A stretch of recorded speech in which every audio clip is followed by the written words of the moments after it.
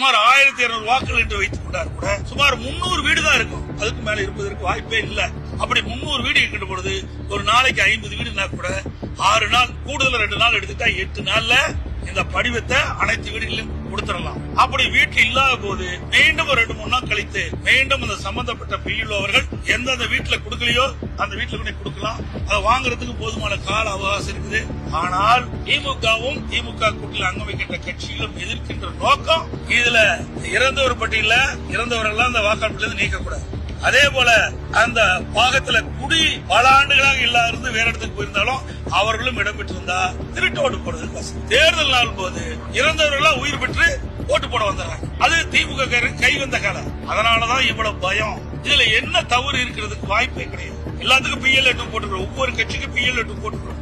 அவர்கள் PLO வீடு வீடாக அந்த படிவத்தை கொடுக்கின்ற பொழுது அவர்களோட சென்று அவர்கள் சரியாக அந்த பணியை மேற்கொள்ள என்று அவர்கள் கண்காணிக்கலாம். அதுக்கு தேர்தல் ஆணையம் முழு வாய்ப்பு கொடுத்திருக்கு. அப்படி இருக்கின்ற பொழுது வேண்டுமென்றே திட்டமிட்டு ஒரு தவறான செய்தியை மக்களிடத்திலே பதிய வைக்க என்பதற்காக இன்றைக்கு ஆர்ப்பாட்டம் நடத்துறாங்க. ஏன் இறந்தவர் ஓட்டை நீக்க என்ன தவறு? பல ஆண்டுகளாக குடியில்லாம ஒரு வீட்டுல புதுசா ஒருத்தர் குடி வந்திருக்கிறாரு. ஆனா ஏற்கனவே குடியிருந்தவர் தான் அந்த வாக்காளர்கள் தொடர்ந்து இடம்பெற்று இருக்கிறாரு.